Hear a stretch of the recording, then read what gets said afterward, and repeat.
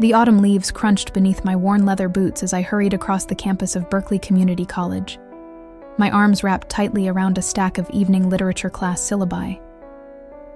At 52, I never imagined I'd be back in school, but life has a way of surprising you when you least expect it. The divorce papers had been finalized 6 months earlier, and suddenly I found myself with time I hadn't had in decades. Time to rediscover who Margaret Thompson really was beneath 25 years of being David's wife.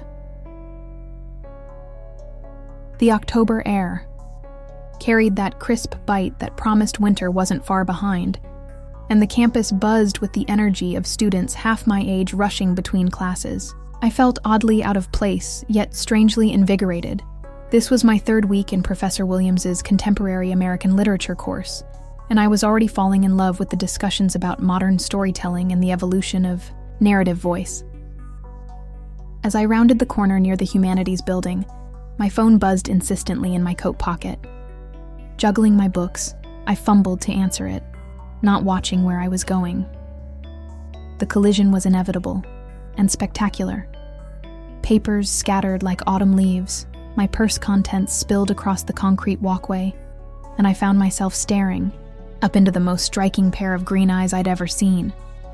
"Oh my God, I'm so sorry." The voice belonged to a woman who couldn't have been more than 26. With auburn hair that caught the late afternoon sunlight like copper wire, she was already on her knees, frantically gathering my scattered belongings with graceful paint-stained fingers that suggested an artist's touch. No, it's my fault entirely," I protested, my cheeks burning with embarrassment as I scrambled to collect my papers. "I should have been watching where I was going." She looked up at me then, really looked, and something passed between us in that moment. A recognition that had nothing to do with having met before, and everything to do with seeing something unexpected in a stranger's eyes. Her smile was radiant, transforming her already beautiful face into something that made my heart skip in a way I hadn't felt since I was her age. "I'm Elena," she said, extending a hand marked with traces of blue and yellow paint. "Elena Rodriguez. And you're definitely not at fault here. I was running late for my art studio session and practically sprinting across campus like some kind of maniac." "Margaret Thompson," I replied, accepting her handshake and feeling an unexpected jolt of electricity at the contact. "But most people call me Maggie, and trust me, at my age, I should know better than to multitask while walking." Elena's laugh was like music, genuine and infectious. "Age? What age? You can't be much older than I am." Her eyes crinkled at the corners when she smiled, and I found myself studying the way the fading sunlight played across her features. "I'm 52, I said with a rueful smile, expecting the usual polite withdrawal that people her age typically displayed when confronted with that particular number. Instead, Elena's expression shifted to one of genuine surprise, followed by something that looked almost like admiration. "Seriously? Wow, I never would have guessed. You have this incredible energy about you, and your eyes..." She trailed off, seeming to catch herself before continuing. "I mean, you just seem so vibrant and alive." The compliment hit me like a physical force, and I felt a blush creeping up my neck. It had been so long since anyone had looked at me the way Elena was looking at me now, with genuine interest and what seemed like attraction. David had stopped really seeing me years before our marriage ended, and I'd forgotten what it felt like to be noticed, truly noticed by someone. "Thank you," I managed, my voice softer than intended. That's very kind of you to say." "I'm not just being kind," Elena said, her voice dropping to a more intimate tone as she handed me the last of my scattered papers. "I'm being honest. There's something about you that's just magnetic." The moment stretched between us, loaded with intention I wasn't sure how to navigate. Part of me wanted to flee, to chalk this up to a chance encounter and disappear back into my newly reorganized life. But a larger part, a part I'd thought had died somewhere in the monotony of my marriage, was desperately curious about this beautiful young woman who looked at me like I was worth looking at. "Are you a student here?" I asked, trying to steer the conversation into safer territory. Graduate student in the MFA program, Elena replied, shifting her weight from one foot to the other in a way that suggested she was as affected by our encounter as I was. Focusing on mixed media installations. What about you? Are you faculty? Student, actually. Evening division. I'm taking a literature course. I couldn't help but smile at the irony. Trying to figure out what I want to be when I grow up, I suppose. Elena's eyes widened with delight. That's amazing. I love that you're doing that. So many people think life stops at 50, but you're out here proving them wrong. She paused, seeming to weigh her next words carefully. Would you maybe like to get coffee sometime? I'd love to hear more about your literature class. And honestly, I'd just love to talk to you more. My heart hammered against my ribs as I processed her invitation. This beautiful, talented young woman was asking me out for coffee. And unless I was completely misreading the situation, it wasn't just a friendly gesture. The responsible part of my brain screamed warnings about age differences and social expectations. But another part, a part that had been dormant for far too long, whispered that maybe, just maybe, I deserved to feel alive again. I'd like that very much, I heard myself saying, surprised by the steadiness of my own voice. Elena's smile could have powered the entire campus. Perfect. Are you free tomorrow afternoon? There's this little cafe off campus that makes incredible lavender lattes and has the most comfortable reading nooks. Before we continue, please subscribe to the channel and let us know where you're listening in the comments. As we exchanged phone numbers, our fingers brushing as she handed me her phone to input my contact information, I felt something shift inside me, a door opening that I'd thought had been permanently sealed. Looking into Elena's eyes, I saw possibilities I'd never dared to imagine, and for the first time in months, maybe years, the future felt bright with potential.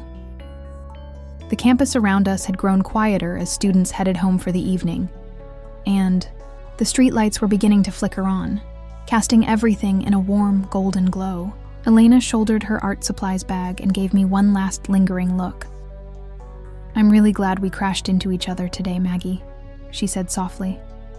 So am I replied, meaning it more than I could have possibly expressed. As I watched her walk away, her auburn hair catching the light from the campus lampposts, I realized that my carefully reconstructed post-divorce life was about to become infinitely more complicated and infinitely more interesting. The Grind Cafe sat tucked between a vintage bookstore and a small organic market on Telegraph Avenue, exactly the kind of place I would have walked past 1,000 times without noticing before yesterday. But now, as I pushed through the heavy wooden door, the scent of freshly roasted coffee beans and lavender hitting my senses, it felt like stepping into a new chapter of my life. Elena was already there, curled into a corner booth with a steaming mug in front of her and a sketchbook spread across the weathered wooden table. She looked up as the door chimed my arrival, and her face lit up with that radiant smile that had been occupying my thoughts since our collision on campus. Maggie. She stood and moved toward me, and for a moment I wondered if she might hug me. Instead, she placed a gentle hand on my arm, the simple contact sending warmth radiating through my entire body. I'm so glad you came. I was starting to worry you might change your mind. I almost did, I admitted, allowing her to guide me toward the booth. About 6 times between leaving my apartment and walking through that door. Elena's expression grew concerned as we settled across from each other. Second thoughts about coffee with a strange artist you literally ran into. Second thoughts about coffee with a beautiful 26-year-old artist when I'm old enough to be her mother, I said, the words tumbling out before I could stop them. The directness of my statement seemed to surprise us both. Elena leaned back, slightly, studying my face with those incredible green eyes, and I braced myself for the polite withdrawal I was sure would come. Instead, she reached across the table and placed her hand over mine. Maggie, can I tell you something? Age is just a number. What matters is the connection between two people, the way they make each other feel. And yesterday, when we were picking up your papers and talking, I felt more alive and interested than I have in months. Her words hit me like a physical force. Elena, you don't understand. I'm not just older than you. I'm practically from a different generation. I was married for 25 years. I have a daughter who's probably closer to your age than I am. People will look at us and make assumptions. Let them, Elena said firmly, her fingers tightening around mine. I've spent my entire adult life trying to fit into boxes other people created for me. I dated the boys my parents approved of, pursued the career path that made sense on paper, lived in the apartment that fit my supposed demographic. And you know what? I was miserable. She paused to take a sip of her latte, and I found myself mesmerized by the way her lips touched the rim of the mug, the unconscious grace of her movements. Then I met you, she continued. And for the first time in years, I felt genuinely curious about another person. Not because you fit some predetermined criteria, but because there's something about your energy, your presence that draws me in. The way you talk about going back to school, the courage it took to reinvent yourself after your divorce, it's inspiring. How did you know about my divorce? I asked, surprised. Elena's cheeks flushed pink. You mentioned it yesterday, briefly. And I may have done a tiny bit of social media stalking last night. She had the grace to look embarrassed. I found your Facebook page. I hope that's not creepy. Despite myself, I laughed. It's a little creepy, but also flattering, in a way I'm not sure I should admit. I studied her face, trying to understand what she saw when she looked at me. What is it you think you see in me, Elena? Because I look in the mirror every morning and see crow's feet and gray roots and all the ways my body has changed since I was your age. Elena's expression grew serious, almost reverent. I see a woman who's lived, who's experienced real things, love and loss and heartbreak, and the courage to start over. I see wisdom in your eyes and strength in the way you carry yourself. I see someone who's earned every line on her face and wears her experience like jewelry. Her words made my throat tight with unexpected emotion. No one had ever described me that way. Certainly not David, who had spent the last years of our marriage pointing out every sign of aging, every way I'd disappointed him or failed to live up to the woman he'd married. You're very eloquent for someone who works primarily in visual mediums, I managed, my voice rougher than usual. I'm an artist, Maggie. It's my job to see beauty where other people miss it. She paused, seeming to weigh her next words. And you are absolutely beautiful, not despite your age, but because of everything you've lived through to get here. The conversation was interrupted by the barista calling out my lavender latte order, and I welcomed the brief respite to collect myself. When I returned to the table, Elena was sketching something in her notebook, her brow furrowed in concentration. May I see? I asked, settling back into my seat. She turned the sketchbook around, revealing a remarkably detailed drawing of my hands wrapped around the coffee mug, captured in just the few minutes I'd been away from the table. The detail was extraordinary. She'd somehow managed to convey not just the physical reality of my hands, but something about their history. The way they'd held babies and signed documents and gestured through decades of conversations. It's beautiful, I whispered, running a finger along the edge of the paper. You're incredibly talented. I draw what moves me, Elena said simply. And you move me, Maggie. More than you know. The afternoon stretched between us, filled with the kind of conversation I hadn't had in years. Deep, meandering discussions about art and literature, about dreams deferred and second chances, about the courage it takes to live authentically. Elena told me about growing up in a traditional Mexican-American family in Sacramento, about the pressure to marry young and follow a prescribed path, about finding her voice through her art. I found myself sharing things I'd never told anyone, about the loneliness of my marriage's final years, about the fear of starting over at 52, about the way I'd lost myself so completely in being a wife and mother that I'd forgotten who Margaret Thompson was supposed to be. "So who is she?" Elena asked, her chin propped on her hand as she listened with complete attention. "Margaret Thompson, I mean. When you strip away all the roles and expectations, who are you at your core?" It was a question I'd been grappling with for months, and hearing it from her lips made it feel both more urgent and more answerable. "I think," I said slowly, "I'm someone who's just beginning to figure that out. Someone who's braver than she thought she was. Someone who's maybe ready to take some risks." Elena's smile was incandescent. "I like her already. This Margaret Thompson sounds like someone I'd very much like to get to know better."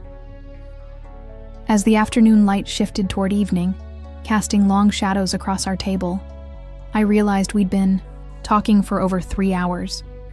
The cafe had filled and emptied around us, other conversations rising and falling like background music to our own intense dialogue. "I should probably head home," I said reluctantly, though every part of me wanted to stay in this warm, intimate bubble we'd created. "Walk with me?" Elena asked. "My car's in the same direction as campus." The October evening air was crisp as we stepped outside, and Elena fell into step beside me, close enough that our shoulders brushed occasionally as we walked. Each casual contact sent electricity through my system, and I found myself hyper-aware of her presence beside me. "Maggie," she said as we reached the corner where our paths would diverge, "I want to see you again. Not just for coffee, but for dinner. A real date." My heart hammered against my ribs. "Elena, I don't know if that's wise. People will what?" She interrupted gently. "Judge us? Let them. I'm 26 years old and I know my own mind. And what I know is that I haven't felt this connected to anyone in longer than I care to admit." She stepped closer, close enough that I could smell her perfume. Something light and floral with notes of citrus that seemed to perfectly capture her vibrant energy. "I'm scared," I admitted, the words coming out as barely more than a whisper. "So am I," Elena replied, reaching up to tuck a strand of my hair behind my ear. The gesture was so tender, so intimate, that it took my breath away. But maybe being scared together is better than being safe and lonely apart. Standing there, on the sidewalk with the evening light fading around us, and this beautiful young woman looking at me like I hung the moon, I felt something inside me shift and settle into place. Maybe she was right. Maybe connection mattered more than convention. Maybe it was time to stop letting fear make my decisions for me. "Okay," I said, surprising myself with the firmness in my voice. "Yes, I'd like to have dinner with you." Elena's answering smile was brilliant enough to light up the entire street. The restaurant Elena chose was nothing like what I'd expected. Tucked away in a converted Victorian house in Oakland's Temescal district, Luna's table had the intimate atmosphere of dining in someone's elegant home rather than a commercial establishment. Candlelight flickered across exposed brick walls lined with local artwork, and soft jazz provided the perfect backdrop for quiet conversation. I'd spent 2 hours getting ready, changing outfits 3 times before settling on a deep burgundy dress that my daughter Sarah had convinced me to buy months earlier. "It brings out your eyes, Mom, and shows off your figure." At the time, I'd wondered when I'd ever have occasion to wear it. Now, watching Elena's appreciative gaze as I approached her table, I was grateful for Sarah's insistence. Elena rose as I neared, and I caught my breath at the sight of her. She wore a flowing emerald green dress that complemented her eyes perfectly. Her auburn hair swept up in an elegant twist that showcased the graceful line of her neck. She looked sophisticated and stunning, and I felt a flutter of uncertainty about what someone like her could possibly see in someone like me. "You look absolutely radiant," she said, her voice warm with genuine admiration, as she moved to pull out my chair. A gesture so naturally chivalrous it made my heart skip. "Thank you. You look stunning yourself," I replied, settling into my seat and trying to calm the nervous energy that had been building all day. The waitress appeared with menus and wine recommendations, and Elena deferred to me with a respect that felt both flattering and slightly overwhelming. I wasn't used to being treated with such consideration. David had always been the one to order wine, choose restaurants, make decisions about our social life. The owner is a friend of mine from art school, Elena explained as we perused the menu. She opened this place last year after her grandmother left her the house and a collection of family recipes. Everything here is made from scratch with ingredients from local farms. How wonderful to turn a family legacy into something so beautiful, I mused, glancing around at the thoughtfully curated space. It takes real vision to see the potential in something old and transform it into something new. Elena's eyes met mine across the table. I've been thinking about that a lot lately. The beauty in things that have history, that have lived and accumulated stories. There's something about the depth that comes with experience that I find incredibly attractive. Her words hung in the air between us, loaded with meaning that went far beyond restaurant decor. I felt heat rise in my cheeks and took a sip of the wine she'd ordered. A crisp Sauvignon Blanc that tasted like sunshine and possibility. "Tell me about your art," I said, eager to shift focus away from myself. "Your installations. What draws you to mixed media?" Elena's face animated as she began describing her work. Large-scale pieces that incorporated found objects, photography, and interactive elements to explore themes of identity and belonging. She spoke with passion about a current project, examining the immigrant experience in California, weaving together stories from multiple generations through visual narrative. "My grandmother came here from Guadalajara in the 1960s, she explained, her hands moving expressively as she talked. She worked in the fields, cleaned houses, raised 6 children while learning English and fighting for her place in this country. But most people only see her as this quiet old woman in traditional dress. They don't see the warrior, the survivor, the woman who risked everything for her family's future." "That sounds like an incredibly powerful tribute," I said, genuinely moved by her description. "Art has such unique power to make the invisible visible, doesn't it?" "Exactly." Elena's eyes lit up. "And that's what I love about literature too. The way a good story can make you see familiar things in completely new ways." "What are you reading in your class?" I found myself describing the contemporary novels we'd been analyzing, and was delighted to discover that Elena was familiar with several of them. Our conversation flowed from books to art to music to travel, each topic revealing new layers of compatibility and shared interests. "You mentioned you have a daughter," Elena said as we shared a dessert of lavender creme brulee that tasted like heaven. "What does she think about you going back to school?" I hesitated, my spoon hovering over the caramelized sugar surface. "Sarah's been incredibly supportive about the classes.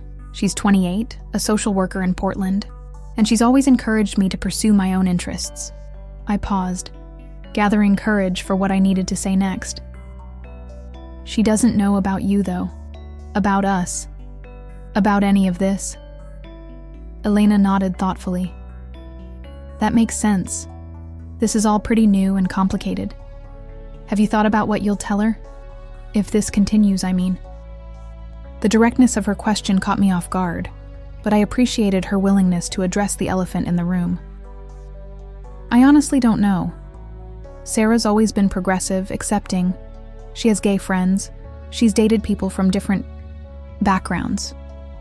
But this might challenge even her open-mindedness." "Because of our age difference?" Elena asked gently. "Because of everything. The age difference, yes. But also because I've been married to her father for her entire life, until 6 months ago.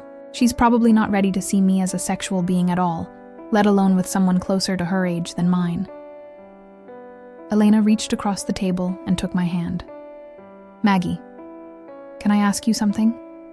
Are you worried about what Sarah will think, or are you using her potential reaction as a way to avoid dealing with your own fears about this?" Her question hit me like a physical blow, not because it was cruel, but because it was so perceptive. I sat back in my chair, studying her face in the candlelight. "You're very wise for someone who's 26, I said finally. I'm wise enough to know that authentic connections are rare and precious, regardless of the package they come in, Elena replied. And I'm wise enough to know that you're worth fighting for, even if it means facing some difficult conversations and uncomfortable stares. Her words made my throat tight with emotion. I'm not used to someone fighting for me, or even thinking I'm worth fighting for. Then you've been spending time with the wrong people, Elena said firmly. Because from where I sit, you're absolutely worth it. You're intelligent and funny and beautiful and brave. You're starting over at 52, pursuing education and growth when most people your age are settling into routine. That takes incredible courage. The conviction in her voice was undeniable, and I felt something inside me begin to shift. Maybe she was right. Maybe I had been using potential external judgment as an excuse to avoid risking my heart again. I'm scared, I admitted, echoing our conversation from the cafe. Not just of what other people will think, but of getting hurt again, of caring about someone and having it fall apart. Elena squeezed my hand gently. I can't promise you won't get hurt. Nobody can promise that. But I can promise you that hiding from connection isn't really protection. It's just another kind of hurt, stretched out over time. As we walked to our cars after dinner, the October night crisp and clear around us, Elena stopped beside her Honda Civic and turned to face me. The streetlight cast her face in soft shadows, highlighting the serious expression in her green eyes. Maggie, I want to be completely honest with you about something, she said, her voice steady but vulnerable. I know this is complicated. I know there are obstacles we'll have to navigate, but I also know that what I feel when I'm with you is real and rare and worth exploring. I'm not looking for a casual fling or some kind of experimental phase. I'm genuinely interested in getting to know you better, in building something meaningful together. Her honesty took my breath away. Standing there in the quiet street with this beautiful, articulate young woman telling me she wanted to build something meaningful with me felt surreal and wonderful and terrifying all at once. I feel the same way, I heard myself saying. The bye, words coming from some deep, authentic place I'd almost forgotten existed. It scares me how much I feel it, actually. Elena stepped closer, close enough that I could see the flecks of gold in her green eyes, close enough to feel the warmth radiating from her skin. Can I kiss you? She asked softly. My heart hammered against my ribs as I nodded, unable to trust my voice. Elena's hands came up to frame my face, her touch gentle but sure, and then her lips were on mine and the world disappeared around us. The kiss was soft and sweet at first, tentative, questioning. But as I responded, as my hands found her waist and pulled her closer, it deepened into something that made my knees weak and my pulse race. She tasted like wine and lavender and possibility, and when we finally broke apart, both breathing hard, I felt like I'd been fundamentally changed at a molecular level. Oh my, I whispered, my forehead resting against hers. Elena's smile was radiant. Oh my, indeed, she agreed, her thumb tracing along my cheekbone. I've been wanting to do that since the moment we met. As I drove home through the quiet Oakland streets, my lips still tingling from Elena's kiss, and my heart full of hope and terror in equal measure, I realized there was no going back now. Whatever this was between us, this unexpected, complicated, beautiful connection, it was real. And for the first time in longer than I could remember, I felt truly alive. The phone call came at 7:30 on a Tuesday morning, 3 weeks after Elena and I had been seeing each other regularly. I was in my kitchen, humming while making coffee. Actually humming, something I hadn't done in years, when Sarah's name appeared on my screen. "Morning, sweetheart," I answered, settling into my favorite chair by the window with my steaming mug. "Mom, we need to talk." Sarah's voice carried that particular tone that had always preceded serious conversations, from teenage confessions to adult concerns about Dad's increasing drinking. My stomach dropped. What's wrong? Is everything okay? That's what I'm calling. To ask you, she said, and I could hear the careful consideration in her voice. Jenna Morrison saw you at Luna's table last week, with a young woman. She said you looked intimate. Jenna Morrison, David's partner's wife, a woman who'd always watched our marriage with barely concealed judgment and had probably been waiting years for some piece of scandalous gossip to share. Of course it would be her. Mom? Sarah prompted, when I didn't immediately respond. I'm here, I said, buying time while my mind raced. We'd been so careful, or so I'd thought. But Oakland wasn't that big, and the circles of middle-aged divorced professionals were smaller still. Is it true? Are you seeing someone? The directness of her question left me nowhere to hide. I'd always prided myself on being honest with Sarah, even when the truth was difficult. But this truth felt impossibly complex. Yes, I said finally. I am. Mom, that's wonderful. Sarah's relief was palpable. God, I was so worried you were going to retreat into hermit mode forever. I'm so glad you're putting yourself out there again. What's she like? How did you meet? Her enthusiasm caught me off guard. She? Jenna said, you were with a woman. I mean, I figured she might be wrong about that part. You know how she exaggerates everything. But if not, that's fine too. I just want you to be happy.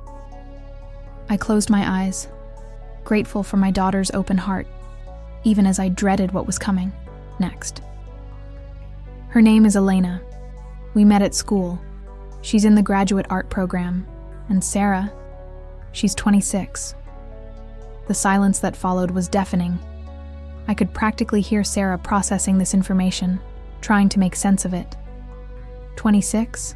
She repeated finally, her voice carefully neutral. I know how it sounds, I began, but Sarah interrupted. Mom, she's younger than I am. By 2 years, yes. Another long pause. Are you having some kind of midlife crisis? Because if you are, that's okay. But maybe we should talk about healthier ways to... It's not a midlife crisis, I said firmly, surprised by the strength in my own voice. It's a genuine connection with someone who sees me as more than just a discarded wife or someone's mother. Someone who thinks I'm worth knowing, worth caring about. Mom. Sarah's voice was gentler now, but still concerned. I'm not judging you. I'm just worried. This is such a big change from everything you've ever been. Dad was the only person you'd ever been with, and now suddenly you're dating women half your age. It's just... a lot. Her words stung because they weren't entirely wrong, but they also missed something crucial about what Elena and I had found together. You're right that it's different, I acknowledged. But Sarah, honey, I've spent the last 6 months rediscovering parts of myself I'd forgotten existed. Going back to school, living alone for the first time in my adult life, figuring out who I am when I'm not defined by my relationship to other people. And Elena, she's part of that journey.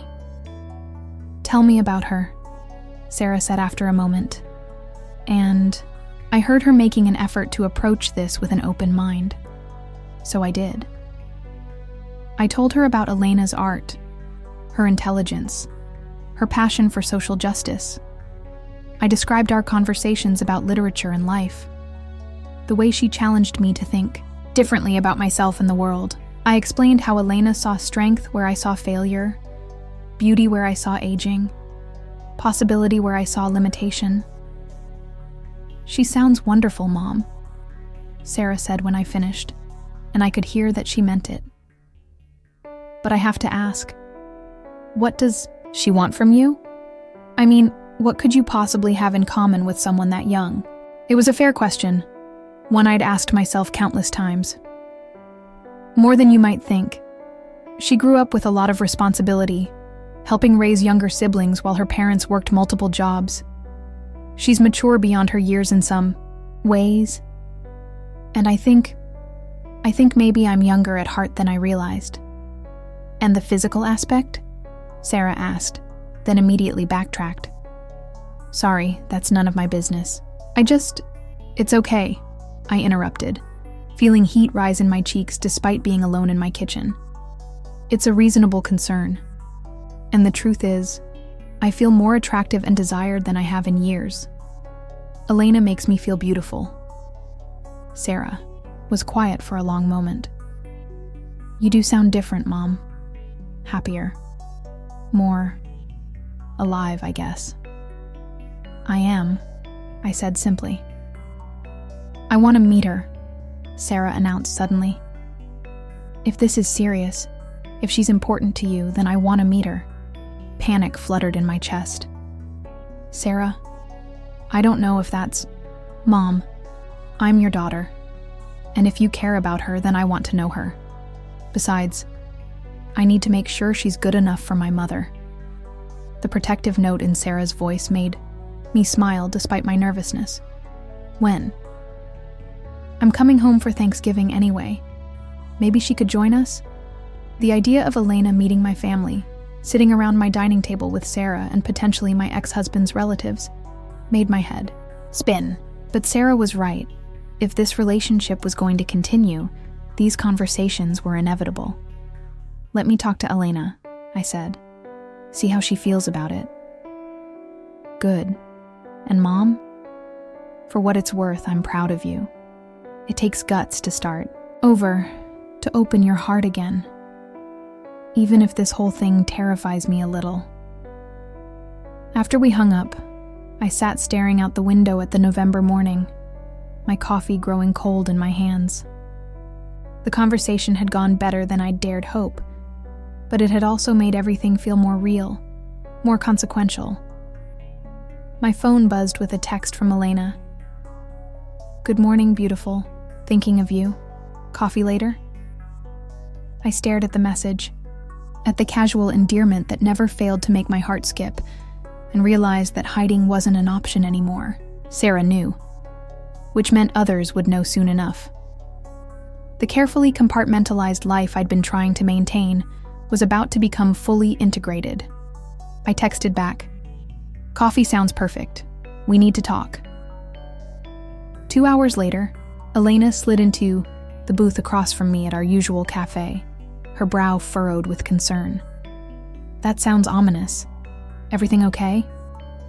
I took a deep breath and told her about Sarah's call, about Jenna Morrison's observation, about the invitation to Thanksgiving dinner.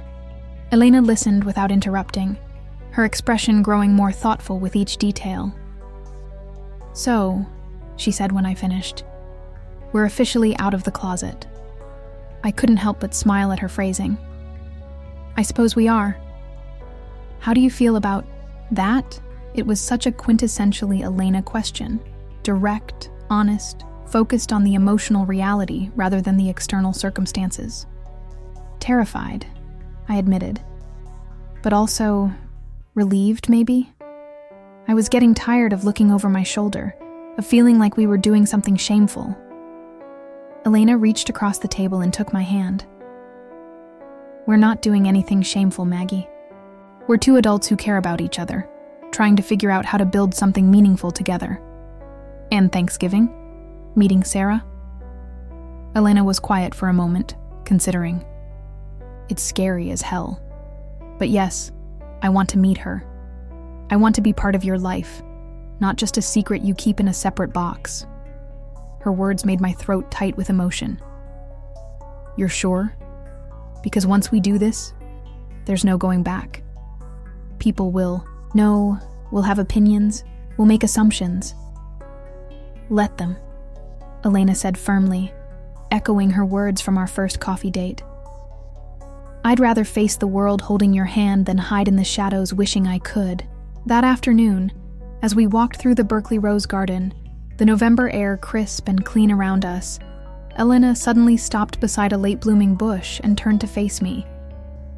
I need to tell you something, she said, her voice serious. Something I should have said weeks ago. My heart lurched. What is it? Elena's hands came up to frame my face, her green eyes intense and unwavering. I love you, Maggie. I'm in love with you. Completely, ridiculously head over heels in love with you.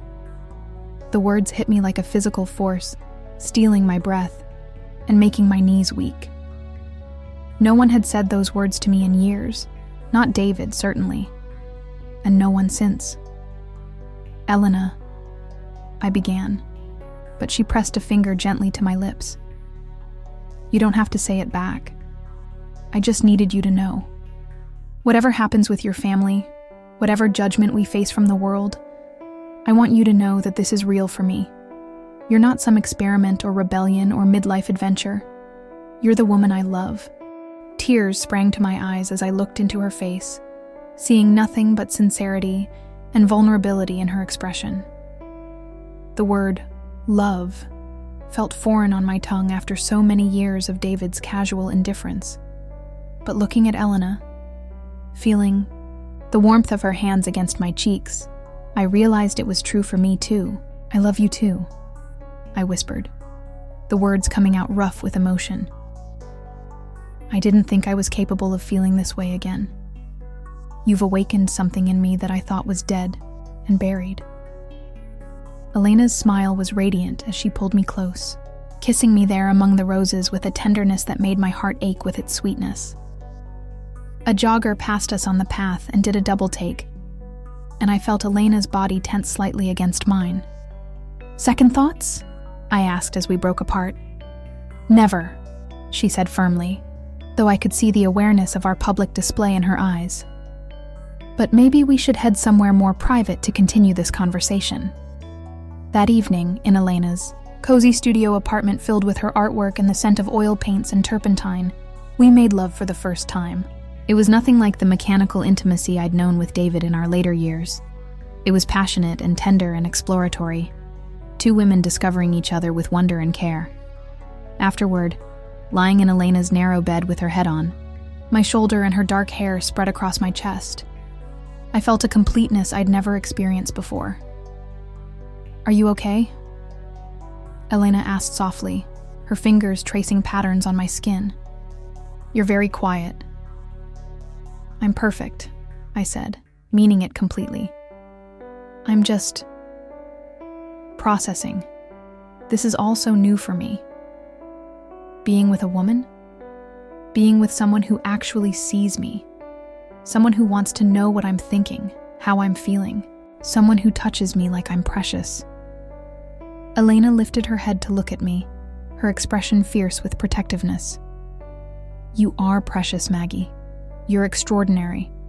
And anyone who made you feel otherwise was an idiot. The conviction in her voice made my chest tight with gratitude and something deeper, the recognition that I was truly, finally, home. Thanksgiving morning arrived gray and drizzly, matching my nervous energy perfectly. I'd been awake since 5, obsessing over the menu, rearranging flowers, and checking my reflection in every mirror I passed. Elena was due to arrive at noon, an hour before Sarah, and I felt like I might actually vibrate out of my skin with anxiety. The turkey was in the oven, the sweet potatoes were prepped, and the dining room table was set with my grandmother's china. The good dishes I'd saved for special occasions during my marriage but rarely had cause to use. Looking at the 3-place settings, I realized this was perhaps the most important meal I'd ever hosted. Elena arrived precisely at noon, carrying a bottle of wine and a small wrapped package, looking beautiful and nervous in a burgundy sweater, dress that brought out the auburn highlights in her hair. She'd clearly taken as much care with her appearance as I had, and I felt a rush of tenderness at the thought of her wanting to make a good impression on my daughter. How are you holding up? She asked, setting down her offerings and immediately moving to embrace me. The familiar comfort of her arms around me helped settle some of my racing thoughts. I'm terrified, I admitted against her shoulder. What if Sarah hates you? What if this ruins my relationship with her? What if... Hey, Elena interrupted gently, pulling back to look at me. What if she loves me? What if this brings you closer together? What if everything goes perfectly? Her optimism was infectious, and I felt some of the tension leave my shoulders. When did you become the voice of reason in this relationship? Someone has to balance out your tendency toward catastrophic thinking, Elena said with a smile, then grew more serious. Maggie, your daughter loves you. She wants you to be happy, and I'm going to do everything in my power to show her that I make you happy. At 12:55, I was pacing the living room when I heard Sarah's rental car in the driveway. Elena was in the kitchen, stirring gravy with the focused attention of someone trying to appear useful while managing their own nerves. She's here, I announced, my voice pitched higher than usual. Elena set down the wooden spoon and moved to stand beside me, taking my hand in hers. We've got this, she said quietly. Sarah's key turned in the lock. She'd insisted on keeping hers after the divorce, claiming she wanted to be able to check on me. And then my daughter was standing in the doorway, travel-rumpled but beautiful, her eyes immediately finding Elena and assessing her with the thoroughness I remembered from her childhood encounters with new situations. Sarah, sweetheart, I said, moving forward to hug her. I'm so glad you're here. Sarah returned my embrace warmly, but I could feel the subtle tension in her body as she looked over my shoulder at Elena. Hi, Mom. You look great. Really great. It was true. The past month with Elena had transformed me in ways that went beyond new clothes or updated makeup. I stood straighter, smiled more readily, carried myself with a confidence I'd forgotten I possessed. Sarah, I said, turning to include Elena in our small circle. I'd like you to meet Elena Rodriguez. Elena, this is my daughter, Sarah. Elena stepped forward with a genuine smile, extending her hand. Sarah, it's so wonderful to meet you. Your mother talks about you constantly. I feel like I know you already. Sarah shook Elena's hand, studying her face with the intensity of someone trying to solve a particularly complex equation. It's nice to meet you too. Mom's told me a lot about your art. I brought some photos of my recent work, if you're interested in seeing them later, Elena offered. Though I should warn you, they're not exactly dinner table conversation pieces. My current series deals with some pretty heavy immigration themes. I'd love to see them, Sarah said, and I caught the slight surprise in her voice, as if Elena's intellectual depth wasn't what she'd been expecting. The first hour was politely stilted, all of us trying too hard to appear comfortable. Sarah helped in the kitchen, making small talk about her flight and her work in Portland, while Elena seamlessly integrated herself into our dinner preparations, with an ease that spoke to her experience helping in her own large family's kitchen. Your mother tells me you're a social worker, Elena said as we transferred dishes to the dining room. That must be incredibly rewarding work. It is, most of the time, Sarah replied, then seemed to really consider Elena's question. Actually, it's a lot like what your art sounds like it's trying to do. Make invisible people visible, give voice to stories that don't usually get heard. Elena's face lit up with genuine interest. Exactly. Art and social work are both forms of advocacy, really. Different mediums, same goal of creating empathy and understanding. As they continued talking, I saw Sarah's posture gradually relax. Whatever she'd been expecting from Elena, some young party girl looking for a sugar mama perhaps, or someone shallow and self-centered, she was clearly discovering someone far more substantial. Dinner itself was a revelation. The conversation flowed from Sarah's work with immigrant families to Elena's art installations exploring similar themes. From my literature class discussions of contemporary American narratives to Sarah's graduate school experiences in social policy, Elena held her own beautifully, contributing thoughtful insights while being careful not to dominate the conversation. So, Elena, Sarah said over dessert, my grandmother's apple pie that Elena had enthusiastically complimented, I have to ask the obvious question. What do you see in my mother? The directness of it made me cringe, but Elena didn't seem taken aback. She set down her fork and considered the question seriously. Your mother is the most authentically courageous person I've ever met, she said, her eyes moving to mine before returning to Sarah's. She's reinventing herself at an age when most people have given up on growth. She's intellectually curious, emotionally honest, and brave enough to risk her heart again after being hurt. She challenges me to be better, and she sees possibilities in life that I'd never considered. Sarah was quiet for a moment, processing Elena's words.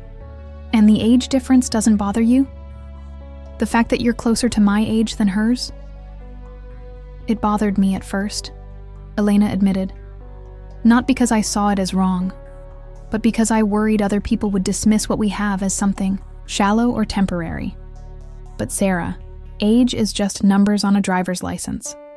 What matters is how two people connect, how they treat each other, how they grow together. Your mother makes me want to be the best version of myself. And Mom? Sarah turned to me. How do you feel about dating someone my age?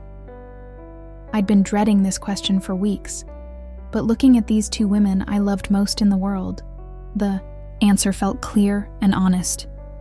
Terrifying and wonderful in equal measure, I said.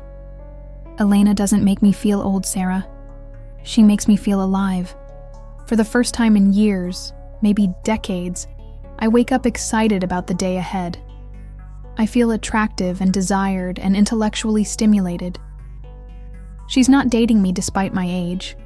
She's dating me because of who I am, all of me, including the wisdom that comes with having lived. Sarah nodded slowly, and I saw something shift in her expression, a recognition, perhaps, of the transformation she'd been witnessing in me over the past months. Can I see those photos now? Sarah asked Elena. Of your art? Elena retrieved her portfolio from the living room, and for the next hour, the three of us sat around the coffee table while Elena walked us through her work. Powerful pieces that wove together personal stories of immigration, displacement, and belonging into visual narratives that were both beautiful and heartbreaking. This one, Sarah said, pointing to a photograph of an installation featuring children's shoes arranged around a map of Central America. This is incredible. How do you get permission to interview these families? They must be so vulnerable. It takes time to build trust, Elena explained. I volunteer with a local immigrant rights organization, so families know me in that context first. I never approach anyone about participating in my art until they've seen me show up consistently as an advocate.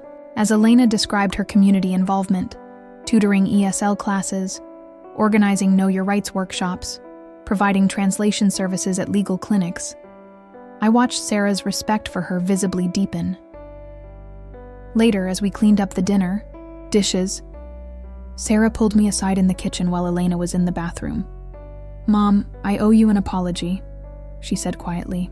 I had a lot of assumptions about what this relationship would be like, and I was completely wrong. Oh, sweetheart. No. Let me finish. I thought maybe you were having some kind of breakdown, or that she was taking advantage of you somehow. But Elena clearly adores you, and more than that, she respects you, and you. God, Mom, you're glowing. I haven't seen you this happy since I was a kid. Tears pricked my eyes. Really? Really? And her age? Honestly, after talking to her for 3 hours, I forgot how young she is. She's more mature than half the guys I've dated. Sarah hugged me tightly. I'm sorry I was so worried. I should have trusted that you know your own heart. When Elena returned, Sarah surprised us both by approaching her directly. Elena, I need to say something, Sarah began, and I held my breath. I was prepared not to like you. I was prepared to think you were too young or too different or just wrong for my mom somehow, but I was completely off base. You make her happy in a way I haven't seen in years, and that means everything to me. Elena's eyes filled with tears. Thank you, Sarah. That means more than you know. I love your mother very much, and I promise you I'm not going anywhere. As the evening wound down and Sarah prepared to head back to her hotel, she hugged us both goodbye. Elena's hug lasting just as long as mine, I noticed. I expect regular updates, she told Elena with mock seriousness. And if you hurt her, you'll have to deal with me." "Understood," Elena replied solemnly, then smiled. "Though I think you should know, I'm planning to stick around long enough for you to get tired of hearing about how wonderful I think she is." After Sarah left, Elena and I curled up on the couch with the remaining wine, the house quiet around us and the dishwasher humming in the kitchen. "That went better than I dared hope," I said, nestled against Elena's shoulder. "Sarah's amazing," Elena replied. "You raised an incredible daughter. I can see so much of you in her. The same strength, the same capacity for love and acceptance. She likes you," I said unnecessarily. "I hope so. Because Maggie, I meant what I said to her. I'm not going anywhere. This isn't some phase or experiment for me. I want to build a life with you. A real life. Out in the open. With all the people who matter to you." I lifted my head to look at her, seeing nothing but sincerity in her. Green eyes. All the judgmental stares. All the people who'll think you're crazy for choosing someone my age. "Let them think whatever they want," Elena said firmly. "I know what I have with you, and I know it's worth fighting for. Besides," she added with a grin, "wait until they meet you. Half of them will end up wondering what you see in me." As I settled back against her shoulder, listening to the steady rhythm of her heartbeat, I realized that for the first time since our collision on the Berkeley campus, I felt truly peaceful about our relationship. We'd faced the first major test, my daughter's acceptance, and emerged stronger. There would be other challenges ahead, other people to win over or learn to ignore. But tonight, holding the woman I loved while the approval of the daughter I adored still warmed the air around us. Everything felt possible. "I love you," I whispered against Elena's neck. "I love you too," she replied, pressing a kiss to the top of my head. More than I ever thought possible. Outside, the November rain had stopped, and through the living room windows, I could see stars beginning to appear in the clearing sky. At 52, I was learning that it's never too late to fall in love, never too late to surprise yourself, never too late to discover that the best chapters of your story might still be unwritten. If you like this story, please like this video, subscribe to the channel, and share your impressions of this story in the comments. To listen to the next story, click on the box on the left. Thank you for watching.